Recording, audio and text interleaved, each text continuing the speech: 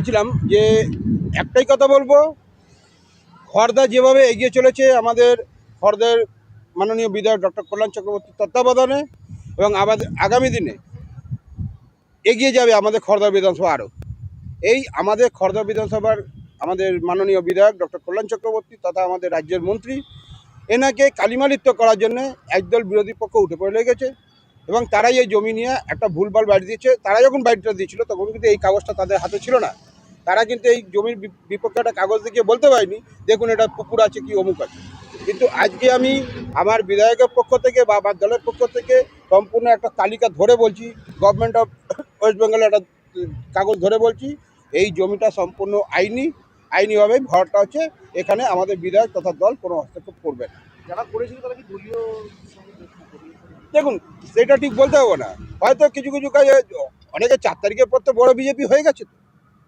মে মাসের 4 তারিখের পর আমরা যারা দীর্ঘদিন ধরে দল করি তাদের আমাদের এলাকার সংগঠন ছিল, যারা কোনোদিন তাদেরকে সংগঠনে একটা দুটো লোকও দেখিনি। 4 তারিখের পর হঠাৎ দেখলাম একটা দুটো গাড়ি নিয়ে প্রচুর লোকজন নিয়ে তারা তো বিশাল বড় নেতা হয়ে গেছে।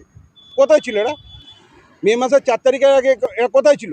আজকে তারা উঠে পড়ে লেগেছে আমার দল তথা আমাদের খড়দা বিধায়ককে কালিমালিপ্ত করতে। আমরা এই জিনিস মেনে নিচ্ছি না করে দিই। আপনার নাম? আমার নাম আবির দাস, আমি এই খড়দা মণ্ডল 3-এর সাধারণ সম্পাদক।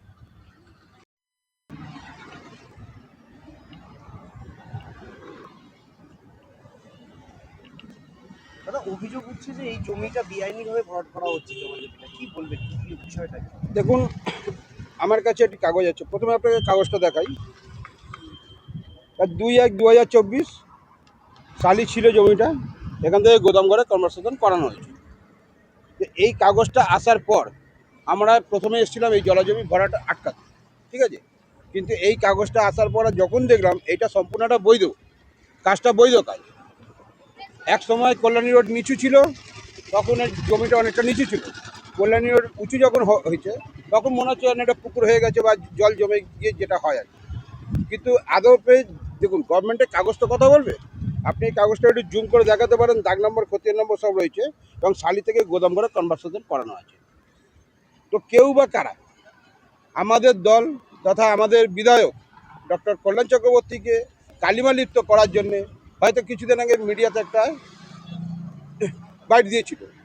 এই অভিযোগকে আমরা সর্বোপরি নাশাত এই কারণে করছি, কারণ আমার কাছে যখন গভর্নমেন্ট অফ ওয়েস্ট বেঙ্গলের একটা কাগজ রয়েছে এবং সেই কাগজটা যখন আমাদের কাছে আসে আমরা তখন এখান থেকে, কারণ কোনো লিগ্যাল কাজে হস্তক্ষেপ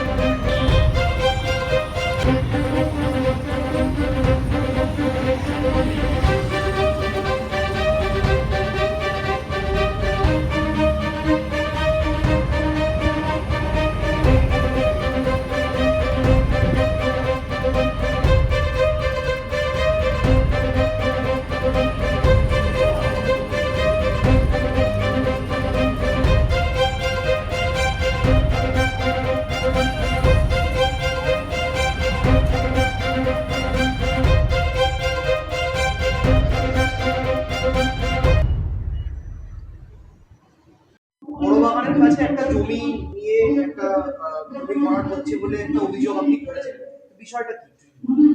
দেখুন 2024 সালে ওটা কনভার্সন হয়েছে। ওটা পুকুর ছিল, জলাজমি ছিল। পাতুলিয়া অঞ্চলের যত জল ওই রাস্তা দিয়ে ওখান দিয়ে নামে, ওখানে একটা ড্রেনও আছে। তাহলে সেক্ষেত্রে আজকে প্রকৃতির যে ভারসাম্য, জল প্রকৃতির নিয়মে জল আসবে, সেই জল ওখান দিয়ে যাবে। যদি ওটাকে ভরাট করা হয় তাহলে পাতুলিয়া অঞ্চলে মানুষের অসুবিধা, স্থানীয় মানুষের অসুবিধা। আমি একজন সমাজকর্মী, একজন রাজনৈতিকবিদ হিসাবে আমার বিবেকে এসছে যে এটা নিয়ে প্রতিবাদ করা, আমি সেটাকে করতে গেছি। এখনো পর্যন্ত সেটা ভরাট হচ্ছে। আমি বলবো যারা সমাজ সচেতন আছে তারা আসুক, সামনে এগিয়ে আসুক।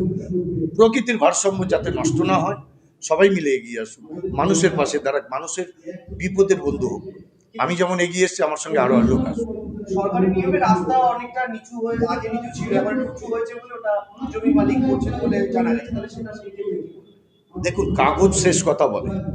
আজকে ওটা 2024 সালে কনভার্সন হয়েছে কিনা, পঞ্চায়েত প্রধান এনওসি দিয়েছে কিনা, বিএলও কেন ভেরিফিকেশন করলো না, কেন ওটা কনভার্সন করলো সালিতে, প্রশ্ন তো এখানে। তাহলে কে কি বললো আমি সেটাতে যাচ্ছি না। একজন সমাজকর্মী হিসাবে আমি দেখেছি যে পাতুলিয়া অঞ্চলের যে জল ওই জায়গা দিয়ে নামে, পাশে ড্রেন রয়েছে, সেগুলো ভরাট করা হচ্ছে, ফলে প্রকৃতির ভারসাম্য হারাচ্ছে। প্রতিবাদ তো আমি করবই। শেখ রামজান আলী, সংখ্যালঘু মোর্চার সহসভাপতি, রাজ্য। খর্দা পাতুলিয়া গ্রাম পঞ্চায়েত এলাকায় একটা বিরাট জলাশয়, সেই জলাশয় ভর্তি হচ্ছে। প্রশাসন কাছে খবর যাওয়া সত্ত্বেও সেই জলাশয় এখনো ভর্তি হয়ে যাচ্ছে। হ্যাঁ, এই ব্যাপারটা আমার জানা নেই, কিন্তু আমাদের সরকারে তো জিরো টলারেন্স আছে এই ব্যাপারটা নিয়ে। কোন ব্যাপারটা? মানে পুকুর ভরাট কেউ করলে জিরো টলারেন্স নীতিতে আমাদের সরকার চলছে। আমি ওখানকার মন্ত্রী যিনি আছেন ওনার সঙ্গে কথা বলবো, বললেন কল্যাণদের সঙ্গে। এটা তো মনে হচ্ছে, আপনার কাছে সঠিক খবর আছে আমি জানি না, কিন্তু যদি হয় নিশ্চয়ই আমাদের গভর্নমেন্টের পক্ষ থেকে এটা নিয়ে এটা কোনোভাবে আমরা প্রশ্রয় দেবো না। কল্যাণদের সঙ্গে কথা বলবো। প্রধানমন্ত্রী হ্যাঁ, কল্যাণ চক্রবর্তী ওনার সঙ্গে কথা বলে না, ওনার এলাকা তো, ওনার সঙ্গে কথা হয়তো ওনার নলেজে নেই, এই জন্যে কেউ কোনো অসাধু শক্তি আছে তো ওখানে। তো দুনিয়া সব জেহাদিরা আছে, শুধু পুকুর ভরাট করে করে সব এই করেছিল তৃণমূল জামানা। তো তৃণমূল জামানা করেছে, বিজেপি জামানা এসব করবে আমার মনে হচ্ছে না। বলছি দাদা, প্রশাসনকে বলবেন যে স্টেপ নিতে, মহকুমা শাসক বা প্রথম তো এমএলএ, আমাদের এমএলএ মন্ত্রী যিনি আছেন তাকে তো জিজ্ঞেস করবো, বলে দেবো আমি কীরকম, আমার কাছে প্রশ্ন এসেছিল। তো আমি এই ব্যাপারে ঠিক বলতে পারবো না, বাট নিশ্চিতভাবে আপনি জানেন কল্যাণবাবুর কাছে মেসেজটা যাবে।